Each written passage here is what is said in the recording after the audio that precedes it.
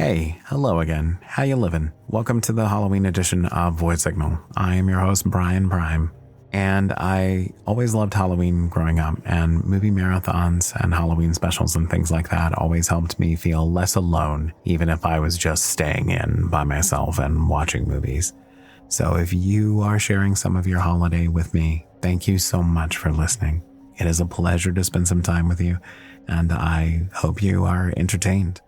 When it comes to entertainment, I had some musician friends of mine send over some ghost stories, and I listened to them with my friend Sadie, and we have a good time listening, and hopefully you do too. I've also got myself reading a couple of poems that I find haunting and thought-provoking, and I hope you like them. I am not a trained actor. I'm just doing the best I can, so let me know how I do, and if you enjoy this kind of content, please consider visiting voidsignal.net or patreon.com/voidsignal. For as little as $2 per month, you can help support the creation of more ad-free Void Signal. It goes such a long way towards helping me do more of this, whatever this ends up being. So it's different every time. Thank you so much for your consideration. And as always, stay safe, stay loud, take care, and have a happy Halloween.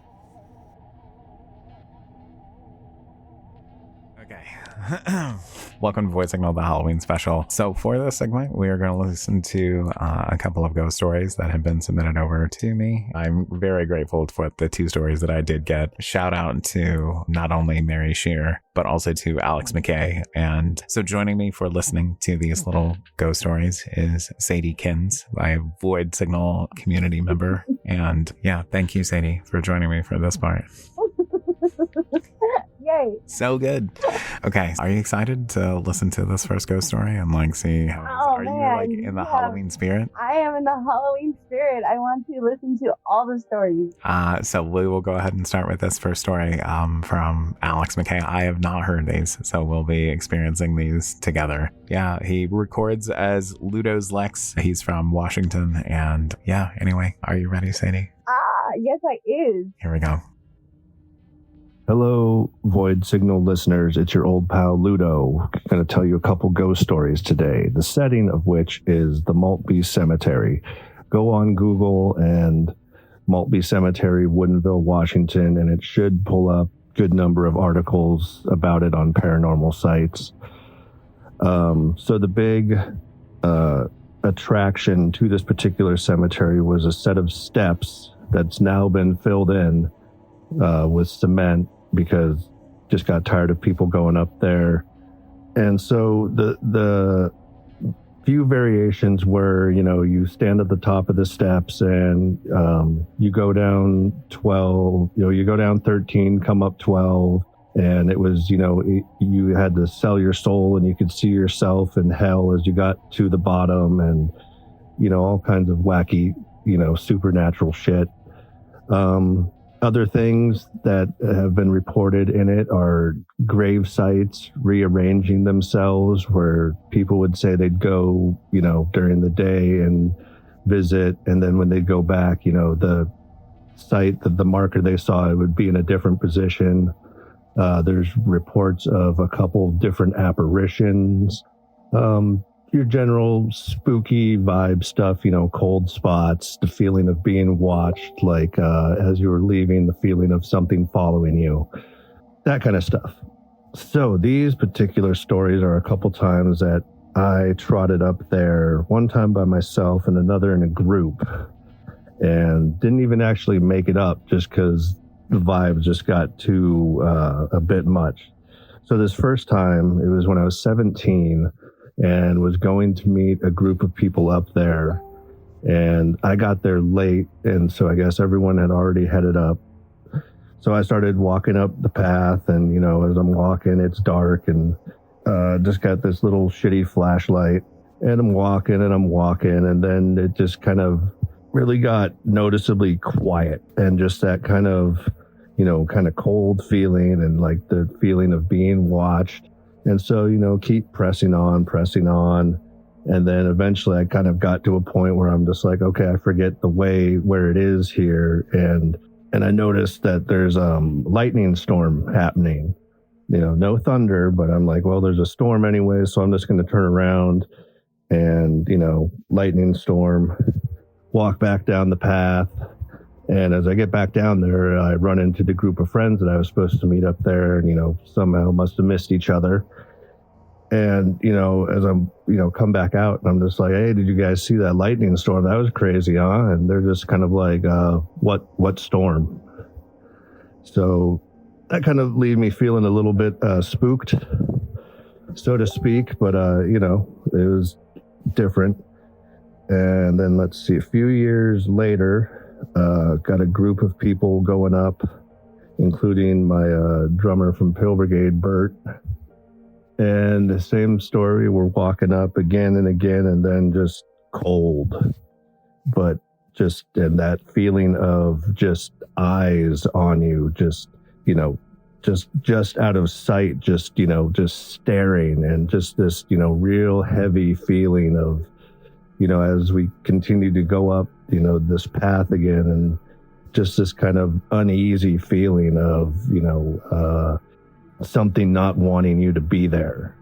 And so we end up, again, getting lost, same thing of just like, okay, well, don't actually know which way to go from this point. So we, turn around, and just that feeling of something right behind you, just thinking about it now, it kind of just gives me shivers, but it's just, was just super intense, and this kind of feeling of dread as we're all walking back down. Yeah. Even talking with Bert about doing this episode, talking about it, he was just like, man, that shit wigged me out, that was the last time either of us had been up there. So, yeah. Maltby Cemetery, Woodinville, Washington. Go search it on the Google and read about it. But there's a couple tales of my experience with it. Hope you enjoy. Happy Halloween.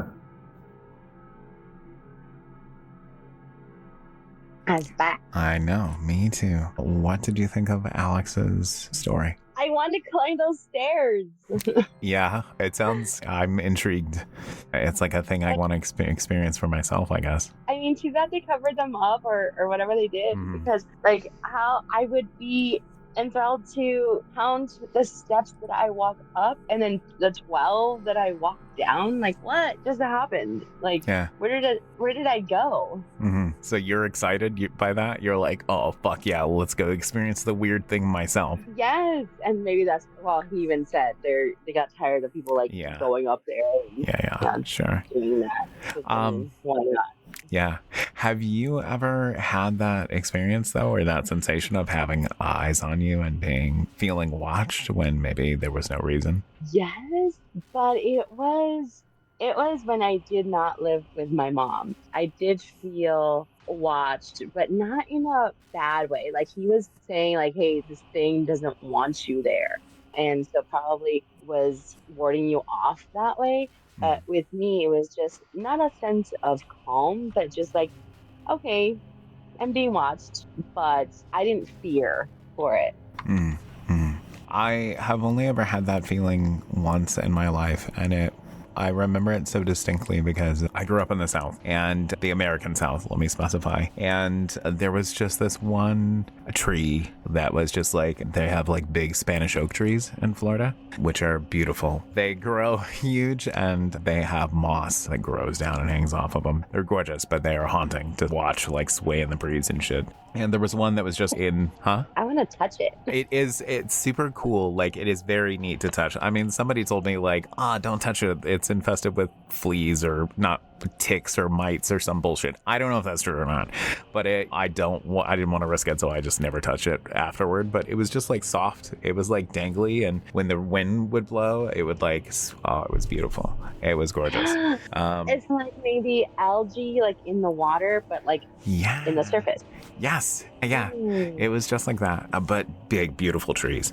And it would just be hanging down from it for like feet and feet. But there was one that was like not far from my house growing up that I felt awful. Every time I walked near it, I just felt so unsafe. Like everything in my little tiny, young Brian body just said, don't go any further down this road. It's like that sensation of like something's eyes are upon you. It's creepy. I don't like it. But whatever. He's invited us to search the Google. The Google. Yeah. That made me giggle. Okay, well, we have one more story to listen to. Are you ready? Okay. Let's do it. Okay. Hello, Void Signalians. This is Mary Kattman Shear. And isn't it lovely the months before Halloween in September when it starts to get a little bit cold outside and we start to anticipate all the wonderful, spooky, lovely moments that we appreciate that are about to come for us? I especially appreciate it because I am very pale and I love when the summer obligations start to go away and I can put my sweatshirt on and cozy up by the fire with my family and enjoy all the wonderful fall treats and fall activities that come. Anyway, let's get to the ghost story. But before I tell you the ghost story, I just want to preface this by saying, if you've had a paranormal experience in your life, I don't think it was an accident. Personally, I had this many, many years ago, and I've had a lot of time to reflect. I think that paranormal experiences are an invitation for you to explore what is not seen, what is unknown, what is a mystery of death and where we go afterwards.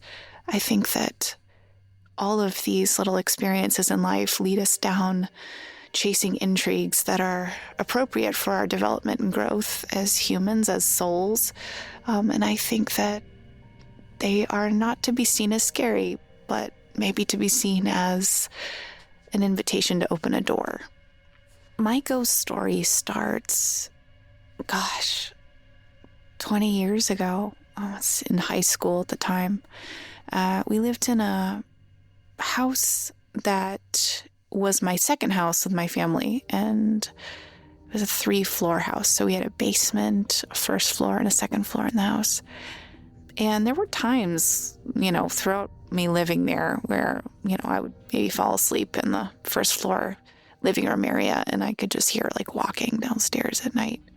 And I thought, oh, that must just be my mind playing tricks on me. But little things that would happen over the years that kind of made me think, that's a weird sound. I'm not sure what that is. But this story was undeniable. So I used to get off the bus before I had my car, and I wasn't yet 16, maybe 15. I would get off the bus and I would come home. And oftentimes when I was that age, my parents wouldn't be home. They both worked entrepreneurial jobs, so they kind of had their own hours and they were in and out at all hours. And I came home from school as normal one day. I'd always drop my bag on the floor and go look for something to snack on, maybe popcorn or something. And then I would sit on the couch and watch an episode of whatever was on TV. And this day I did just as I do every day from school, come in, drop my bag, get a snack, sit down, watch a show. So on this first floor that we lived on, I was sitting in the living room, and the room next to the living room was a computer room. So my dad used to go in there and work on stuff at night, and it very quickly became my room because when we finally got a computer, it was like all the rage and I wanted to be on it all the time. So in this room, we had a computer, one that stands on its own, computer tower, not a laptop or anything, with a keyboard, everything. And then there was a desk it was on. And so I was watching the TV one day and I heard like typing in the room next to the one I was in. And I was thought, oh, is my dad home? Like, is he on the computer? Like, what is this? So I get off the couch, go home and look in. Nobody's there. Okay, well, I guess I must have heard typing on the keyboard. I don't know why I heard that. So I went back and sat on the couch again, and I was watching the show and I heard typing again. I was like, okay, maybe my ears are just playing tricks on me. I lower the TV down and I go into the room where the computer is, and again, nothing.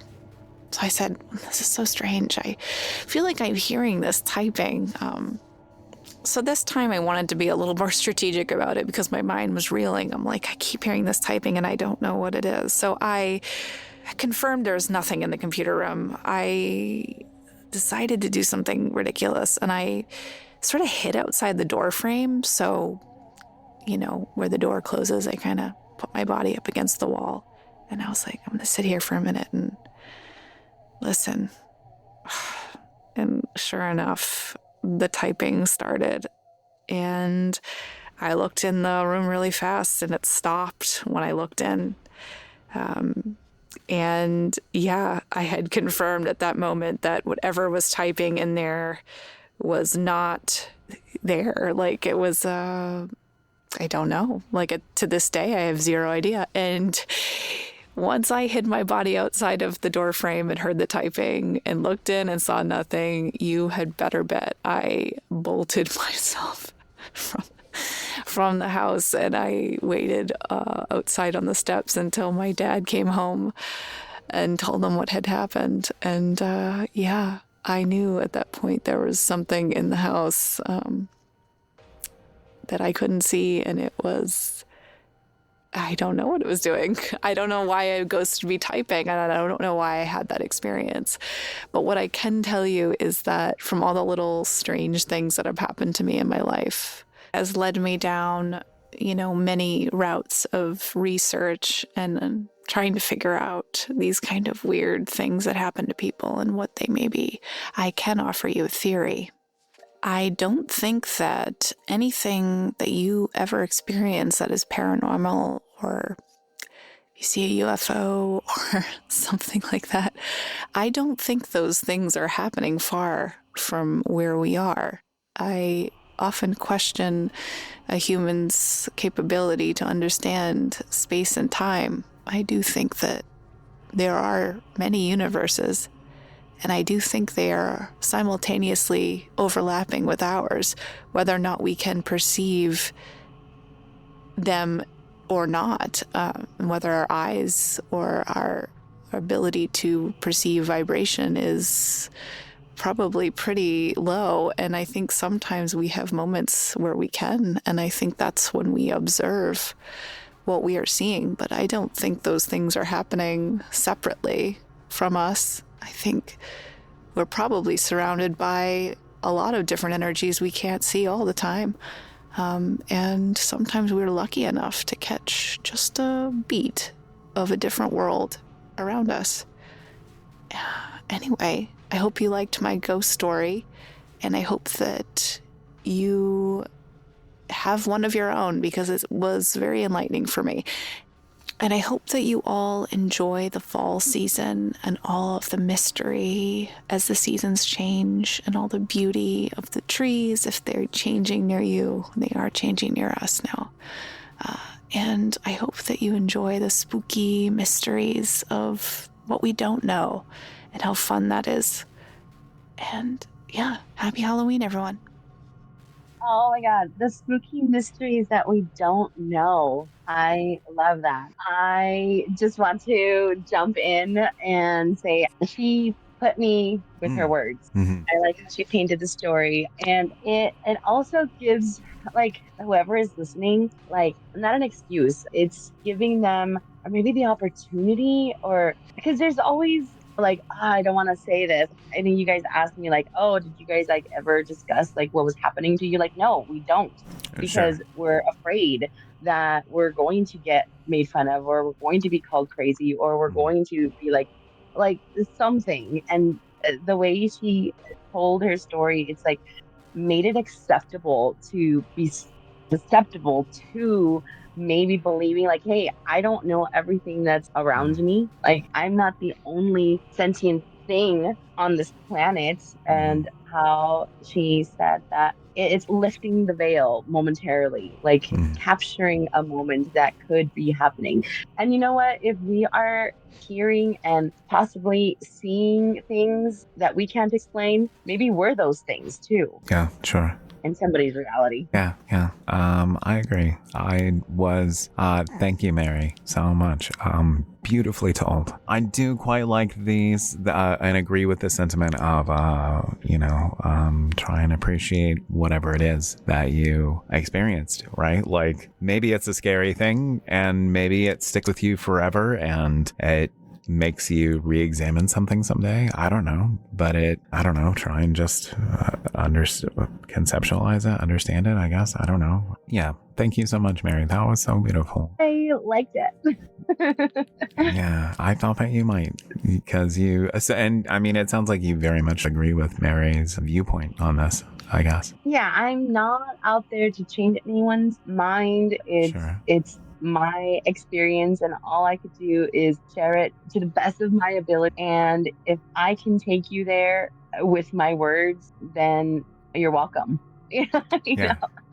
And how she says, I hope you have a ghost story too. Yeah, agreed. And by all means, tell your stories. And it's perfectly fine to, and like you touched on, making it safe to talk about. Because, it wasn't always safe to talk about in my family, because you don't want to sound like a crazy person. You don't want to sound like, it's not easy to be the voice in the room that has an experience that's outside the regular. Tell your ghost stories to other people and give them the creeps. Okay, well, those are our ghost stories. So that is it. Thank you, Sadie, for joining me for this part and listening to some ghost stories. Anytime. I want to listen to more ghost stories, but in person, maybe we can invite people. Yeah. People that we know. Yeah. Mm-hmm. Agree.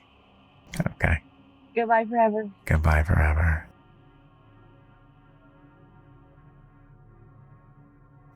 Ghosts by Elizabeth Jennings.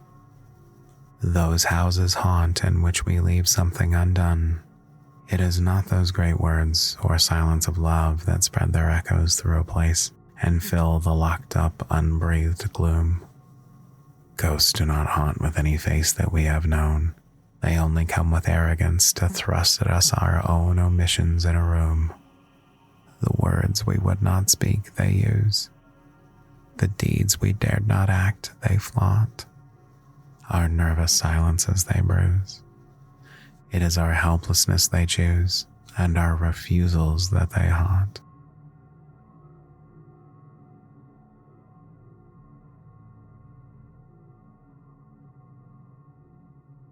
Haunted Houses by Henry Wadsworth Longfellow. All houses wherein men have lived and died are haunted houses. Through the open doors, the harmless phantoms on their errands glide with feet that make no sound upon the floors. We meet them at the doorway, on the stair, along the passages they come and go, impalpable impressions on the air, a sense of something moving to and fro. There are more guests at table than the hosts invited. The illuminated hall is thronged with quiet, inoffensive ghosts, as silent as the pictures on the wall. The stranger at my fireside cannot see the forms I see, nor hear the sounds I hear. He but perceives what is, while unto me all that has been is visible and clear. We have no title deeds to house or lands. Owners and occupants of earlier dates from graves forgotten stretch their dusty hands and hold in mortmain still their old estates. The spirit world around this world of sense floats like an atmosphere, and everywhere wafts through these earthly mists and vapors dense a vital breath of more ethereal air. Our little lives are kept in equipoise by opposite attractions and desires, the struggle of the instinct that enjoys and the more noble instinct that aspires. These perturbations, this perpetual jar of earthly wants and aspirations high, come from the influence of an unseen star, an undiscovered planet in our sky. And as the moon from some dark gate of cloud throws over the sea a floating bridge of light, across whose trembling planks our fancies crowd into the realm of mystery and night, so from the world of spirits there descends a bridge of light connecting it with this, over whose unsteady floor that sways and bends, wander our thoughts above the dark abyss.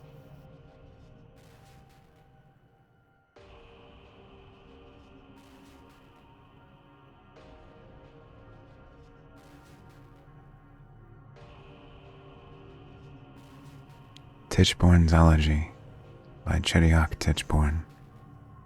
My prime of youth is but a frost of cares.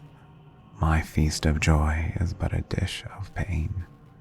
My crop of corn is but a field of tares, and all my good is but vain hope of gain. The day is past, and yet I saw no sun. And now I live, and now my life is done.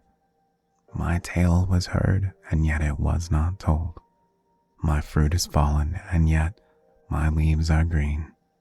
My youth is spent, and yet I am not old. I saw the world, and yet I was not seen. My thread is cut, and yet it is not spun. And now I live, and now my life is done. I sought my death, and found it in my womb. I looked for life, and saw it was a shade. I trod the earth, and knew it was my tomb. And now I die, and now I was but made. The glass is full, and now the glass is run. And now I live, and now my life is done.